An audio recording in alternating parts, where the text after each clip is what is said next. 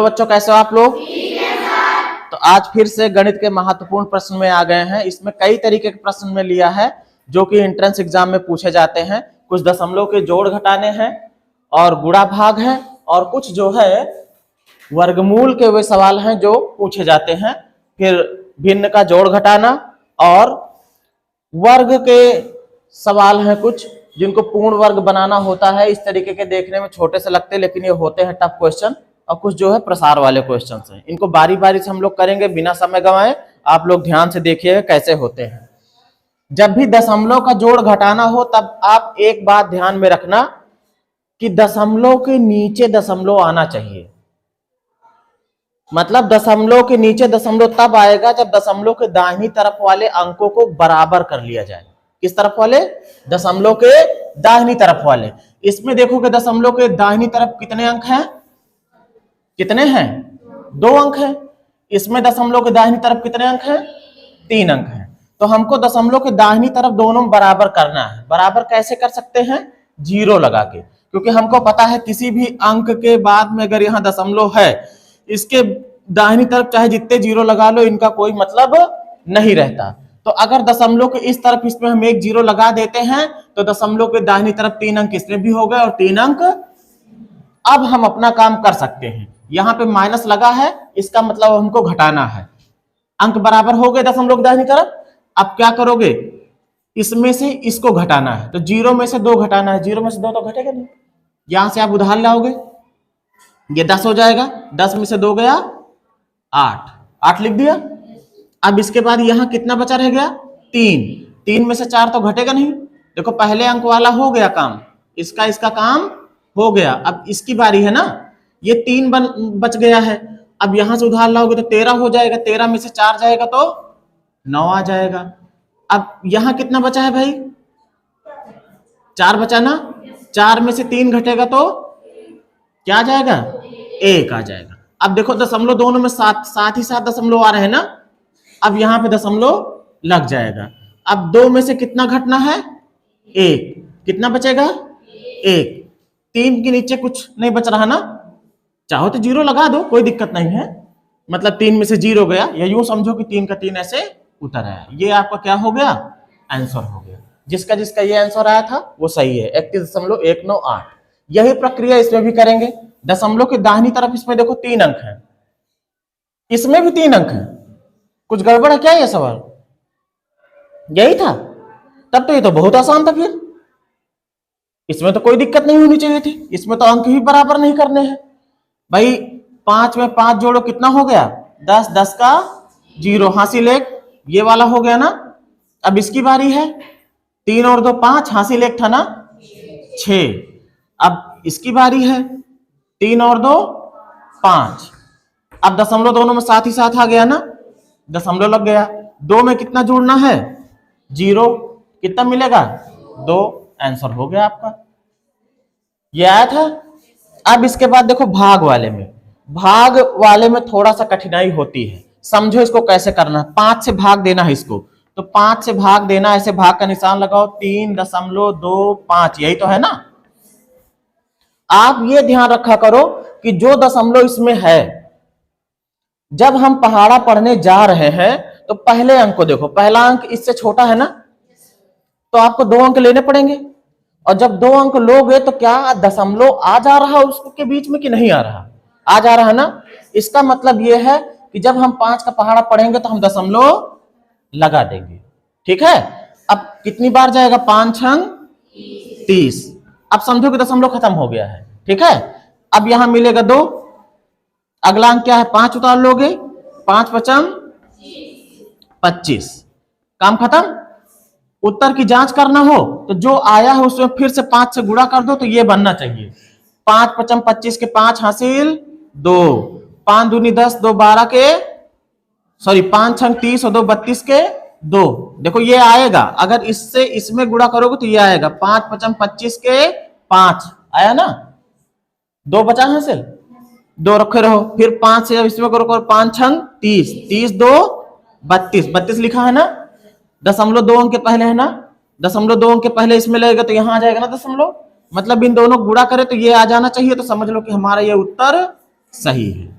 अब इस पे आ जाओ, गुणा करने वाला। दशमलव कहीं भी लगा हो, सोच लो दशमलव लगा ही नहीं है, दशमलव वाला काम सबसे बाद में होगा। पहले आप फटाफट क्या कर डालो, गुणा कर डालो। 5 चौको 20 के 0 हासिल 2, हाँ 5 पचम 25 और 2 27 के 7 हासिल 2, फिर 5 पचम 25 और 2 27 के फिर हासिल 2, फिर 5 दूनी 10, 10 और 2 12 के 2 हासिल कितना हो गया 1, फिर 5 छंग 30 और 1 31। पहले अंक के नीचे प्लस लगा देते हो। अब इसकी बारी है। 2 चौको 8, 2 पंचे 10 के 0, 2 पंचे 10 और 1 हासिल था 11 के 1, फिर हासिल 1, फिर 2 दूना 4 और 1 5, फिर 2 छंग 12। इस वाले के नीचे प्लस लगा दोगे, है ना। अब 3 चौक 12 के 2, फिर 3 पचे 15, 12 का 1 हासिल मिला था ना, 15 1 16 के 6, फिर हासिल 1 मिला, 3 पचे 15 1 16 के 6, फिर 1 हासिल मिला, 3 दूनी 6 1 7, फिर 3 छंग 18। यहां तक कोई दिक्कत।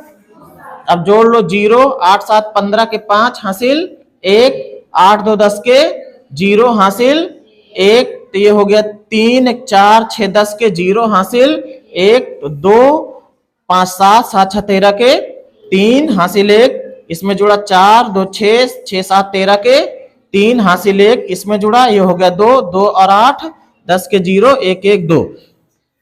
यहां तक ठीक है। अब देखो दशमलव अब लगाना है। 2 अंक के पहले यहां है और 2 अंक के पहले यहां है, कुल 4 अंक के पहले दशमलव लगेगा। 1 2 3 4, यहां पे दशमलव लगा दो। क्लियर है बात।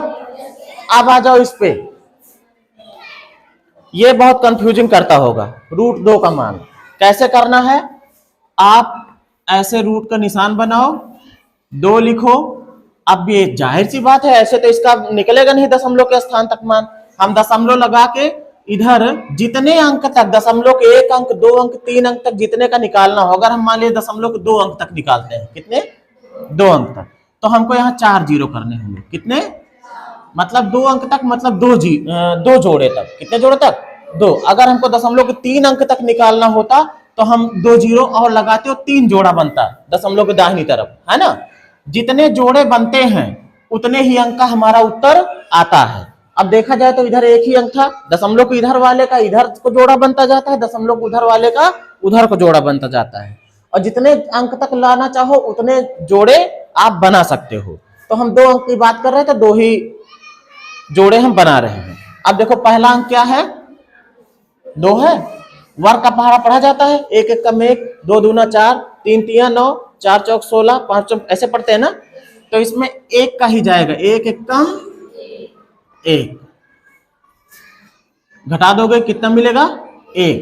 दशमलव आ रहा है, दशमलव अपना लगा दिया। जितनी बार गया होता है उसका डबल कर लो, चाहे जोड़ लो।